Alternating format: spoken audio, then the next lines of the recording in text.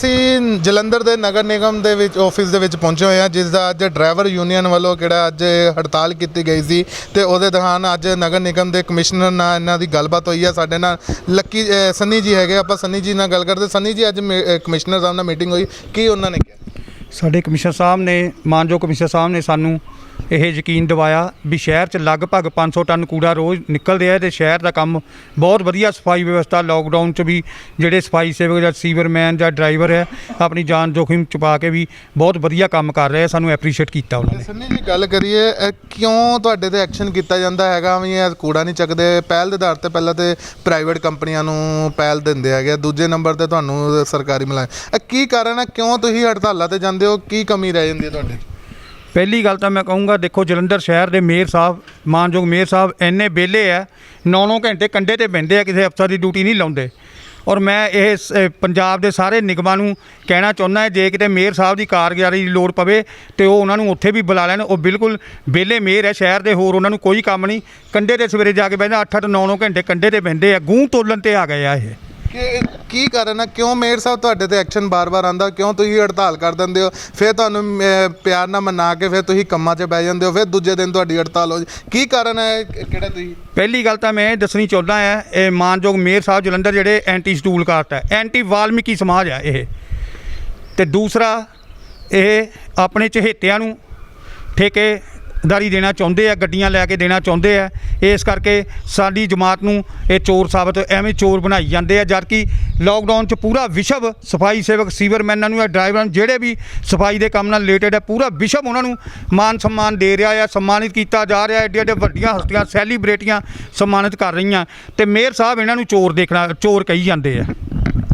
ਜਲੰਧਰ ਦੇ ਨਗਰ ਨਿਗਮ ਦੇ ਕਮਿਸ਼ਨਰ ਤੁਹਾਡੇ ਹੱਕ 'ਚ ਬੋਲਦੇ ਆ, ਮੇਅਰ ਸਾਹਿਬ ਹੱਕ 'ਚ ਨਹੀਂ ਬੋਲਦੇ। ਕੀ ਕਮਿਸ਼ਨਰ ਦੀ ਤੇ ਮੇਅਰ ਦੀ ਆਪਸ 'ਚ ਨਹੀਂ ਬਣਦੀ?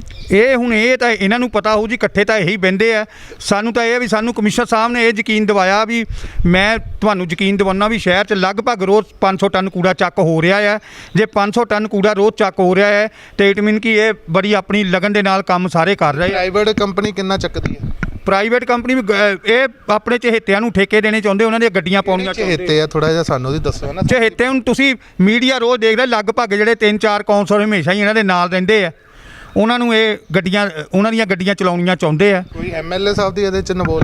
ਇਹ ਹੁਣ ਸਾਨੂੰ ਪਤਾ ਨਹੀਂ ਜੀ, ਐਮਐਲਏ ਸਾਹਿਬ ਨੂੰ ਇਹ ਤੁਹਾਨੂੰ ਸੰਨੀ ਜੀ ਸਭ ਕੁਝ ਪਤਾ, ਤੁਸੀਂ ਮੀਡੀਆ ਨੂੰ ਨਹੀਂ ਦੱਸਣਾ ਚਾਹੁੰਦੇ। ਤੁਸੀਂ ਥੋੜਾ ਦੱਸੋ ਹੈ ਨਾ, ਤੁਸੀਂ ਅੱਜ ਮੀਟਿੰਗ ਹੜਤਾਲ ਕੀਤੀ ਹੈ, ਤੁਸੀਂ ਮੇਅਰ ਸਾਹਿਬ, ਕਮਿਸ਼ਨਰ ਸਾਹਿਬ ਨਾਲ ਦੀ ਗੱਲਬਾਤ ਕੀਤੀ, ਉੱਥੇ ਦੀ ਕੁਝ ਬੋਲਿਓ। ਕੀ ਹੈ, ਤੁਸੀਂ ਕਿਉਂ ਡਰਦੇ ਹੋ? ਕੀ ਕਾਰਨ ਹੈ ਜੀ? ਅਸੀਂ ਡਰਦੇ ਤਾਂ ਕਦੀ ਵੀ ਨਹੀਂ।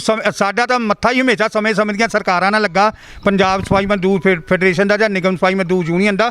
ਡਰਦੇ ਅਸੀਂ ਕਿਸੇ ਕੋ ਵੀ ਨਹੀਂ। ਤੇ ਕੀ ਕਾਰਨ ਹੈ, ਕਿਉਂ ਤੁਹਾਡੇ ਨਾਲ ਕੀਤਾ ਜਾਂਦਾ? ਤੁਸੀਂ ਦੂਜੇ ਦਿਨ ਹੜਤਾਲ ਕਰ ਦਿੰਦੇ ਹੋ। ਕਮਿਸ਼ਨਰ ਸਾਹਿਬ ਹੁਣ ਸਾਨੂੰ ਕਹਿ ਕੇ ਗਏ ਜੇ ਸਾਡੇ ਸਫਾਈ ਕਰਮਚਾਰੀ ਇਹ ਕੂੜਾ 500 ਟਨ ਚੱਕਦੇ ਪਏ ਨੇ।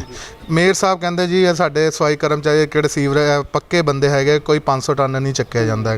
ਕਿਉਂ ਮੇਅਰ ਸਾਹਿਬ, ਕੀ ਕਾਰਨ ਕੀ ਹੈ? ਕੋਈ ਗੱਲ ਹੋਏਗੀ? ਕੋਈ ਤੁਸੀਂ ਅਕਾਲੀ ਦਲ ਦੇ ਬੰਦੇ ਹੋ ਤਾਂ ਕਰਕੇ? ਤੇ ਨਹੀਂ, ਅਸੀਂ ਅਕਾਲੀ ਦਲ ਦੇ, ਅਸੀਂ ਤਾਂ ਮੁਲਾਜ਼ਮ, ਰਾਜਪੂਤ ਹੈ, ਅਸੀਂ ਤਾਂ ਰਾਜਪੂਤ ਹੈ, ਜਿਸ ਕੀ ਸਰਕਾਰ ਉਸਕੇ ਪੂਤ। ਇਹ ਤਾਂ ਮੇਅਰ ਸਾਹਿਬ ਦੀ ਗੰਦੀ ਮਾਨਸਿਕਤਾ ਹੈ ਔਰ ਗੰਦੀ ਇਹ ਰਾਜਨੀਤੀ ਹੈ, ਜਿਹੜਾ ਕੰਮ ਕਰਦੇ ਹੋਏ ਵੀ ਐਡੀ ਕੋਵਿਡ-19 ਇਹ ਮਹਾਮਾਰੀ 'ਚ ਕੰਮ ਕਰਦੇ ਹੋਏ ਵੀ ਉਹਨਾਂ ਨੂੰ ਐਵੇਂ ਹੀ ਗਲਤ ਕਹੀ ਜਾਂਦੇ, ਚੋਰ ਕਹੀ ਜਾਂਦੇ।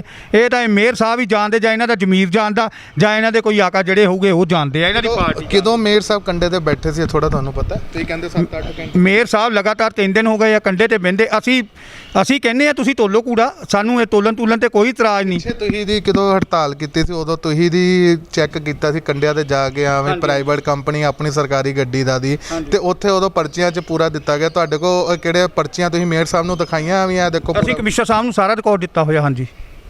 ਤੇ ਫਿਰ ਮੇਅਰ ਸਾਹਿਬ ਕੀ ਕਾਰਨ, ਕੋਈ ਕਮੀ ਤੇ ਹੋਏਗੀ? ਐਵੇਂ ਕਿਉਂ ਬਾਰ-ਬਾਰ ਤੁਹਾਡੇ ਤੇ ਐਕਸ਼ਨ ਕੀਤਾ ਜਾਂਦਾ? ਪਤਾ ਨਹੀਂ, ਇਹ ਤਾਂ ਉਹਨਾਂ ਦੀ ਗੰਦੀ ਸੋਚ ਜਾਂ ਮਾਨਸਿਕਤਾ ਜਾਂ ਓਛੀ ਰਾਜਨੀਤੀ ਹੈ।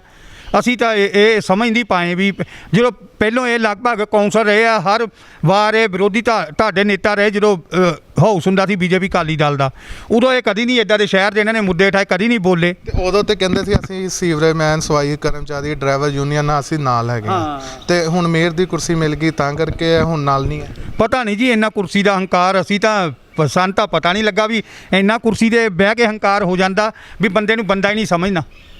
ਅਸੀਂ ਬਹੁਤ ਜਲਦ ਕੱਲ੍ਹ ਜਾਂ ਪਰਸੋਂ ਡੀਸੀ ਸਾਹਿਬ ਨੂੰ ਸੀਐਮ ਸਾਹਿਬ ਦੇ ਨਾਂ ਤੇ ਮੰਗ ਪੱਤਰ ਦੇਣ ਜਾ ਰਹੇ ਹਾਂ ਵੀ ਸੀਐਮ ਸਾਹਿਬ ਤੱਕ ਤਾਂ ਹਾਲੇ ਇਹ ਪਤਾ ਵੀ ਨਹੀਂ ਹੋਣਾ ਇੱਥੇ ਜਲੰਧਰ ਨਗਰ ਨਿਗਮ 'ਚ ਕੀ ਹੋ ਰਿਹਾ ਆ, ਤੇ ਉਹਨਾਂ ਨੂੰ ਜਾਣੂ ਕਰਵਾਉਣਾ ਚਾਹੁੰਦੇ ਆ ਵੀ ਇਹ ਮੇਅਰ ਸਾਹਿਬ ਜਲਦੀ ਬਦਲੇ ਜਾਣ ਤਾਂ ਜਾਂ ਇਹਨਾਂ ਦੇ ਨੱਥ ਪਾਈ ਜਾਵੇ। ਤੇ ਹੁਣ ਕਮਿਸ਼ਨਰ ਸਾਹਿਬ ਨਾਲ ਤੁਹਾਡੀ ਮੀਟਿੰਗ ਹੋਈ ਹੈ, ਹੁਣ ਕੀ ਹੜਤਾਲ ਖੁੱਲੀ ਜਾਏਗੀ ਤੁਹਾਡੀ? ਹਾਂਜੀ, ਸਵੇਰੇ ਕਮਿਸ਼ਨਰ ਸਾਹਿਬ 7:30 ਵਜੇ ਵਰਕਸ਼ਾਪ ਆਉਣਗੇ। ਜਿਹੜਾ ਮੀਟਿੰਗ ਹੋਈ ਸੀ ਉਹਦੇ ਵਿੱਚ ਬੜਾ ਚੰਗਾ ਢੰਗ ਨਾਲ ਗੱਲਬਾਤ ਹੋਈ। ਉਹਦੇ ਵਿੱਚ ਇਹ ਜਿਹੜਾ ਸਿੰਬੋਲਿਕਲੀ ਉਹਨਾਂ ਨੇ ਜਿਹੜਾ ਅੱਜ 1 ਦਿਨ ਲਈ ਕੰਮ ਬੰਦ ਕੀਤਾ ਸੀਗਾ ਉਹ ਕੱਲ੍ਹ ਤੋਂ ਕੰਮ ਫਿਰ ਸ਼ੁਰੂ ਕਰਾਂਗੇ।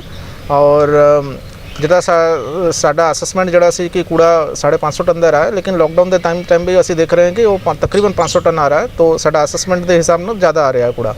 ਔਰ ਦੂਜਾ ਇਹ ਜਿਹੜਾ ਹੈ ਕਿ ਕੋਈ ਜਿਹੜਾ ਤੇਲ ਚੋਰੀ ਹੁੰਦਾ ਹੈ ਜਾਂ ਕੋਈ ਕੰਮ ਚੰਗਾ ਨਹੀਂ ਕਰਦਾ ਹੈ, ਕੋਈ ਠੀਕ ਸੇ ਕੰਮ ਨਹੀਂ ਕਰਦਾ ਹੈ, ਦੇਖੋ ਜਿਹੜਾ ਬੰਦਾ ਚੰਗਾ ਕੰਮ ਕਰਦਾ ਹੈ ਉਸਨੂੰ ਸਰਾਹਣਾ ਵੀ ਹੈ, ਔਰ ਜਿਹੜਾ ਕੰਮ ਗਲਤ ਕੰਮ ਕਰਦਾ ਹੈ ਉਸ ਦੇ ਉੱਪਰ ਪਨਿਸ਼ਮੈਂਟ ਵੀ ਹੋਗਾ। ਤੇ ਸਰ ਗੱਲ ਕਰੀਏ ਇਹਨਾਂ ਤੇ ਕਿਉਂ ਐਕਸ਼ਨ ਆਇਆ ਜਾਂਦਾ? ਹਰ ਵਾਰ ਲੋਕਡਾਊਨ ਤੇ ਕੰਮ ਦੀ ਕਰ ਰਹੇ ਹੈਗੇ ਆ, ਪਿੱਛੇ ਦੀ ਇਹਨਾਂ ਨੇ ਹੜਤਾਲ ਕੀਤੀ ਸੀ ਆ ਵੀ ਸਾਡੇ ਤੇ ਕੂੜਾ ਦਾ ਰੋਬ ਲੱਗ ਰਿਹਾ ਹੈਗਾ ਕਿ ਪ੍ਰਾਈਵੇਟ ਕੰਪਨੀਆਂ ਨੂੰ ਪਹਿਲ ਦੇ ਆਧਾਰ ਤੇ ਕੰਮ ਤੇ ਦਿੱਤਾ ਜਾ ਰਿਹਾ ਹੈਗਾ। ਨਹੀਂ, ਪ੍ਰਾਈਵੇਟ ਕੰਪਨੀ ਨੂੰ ਕੋਈ ਪਹਿਲ ਦੇ ਆਧਾਰ ਤੇ ਕੰਮ ਨਹੀਂ ਦਿੱਤਾ ਜਾ ਰਿਹਾ ਹੈ।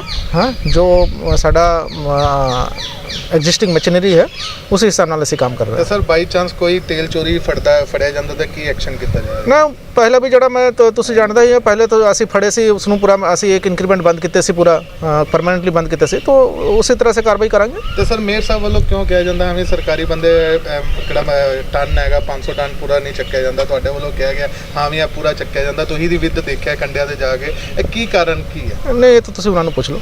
ਕੈਮਰਾਮੈਨ ਸੰਜੇ ਸ਼ਰਮਾ ਨਾਲ ਸੋਨੂ ਮਹਾਜਨ, ਜਗਬਾਨੀ ਟੀਵੀ, ਜਲੰਧਰ।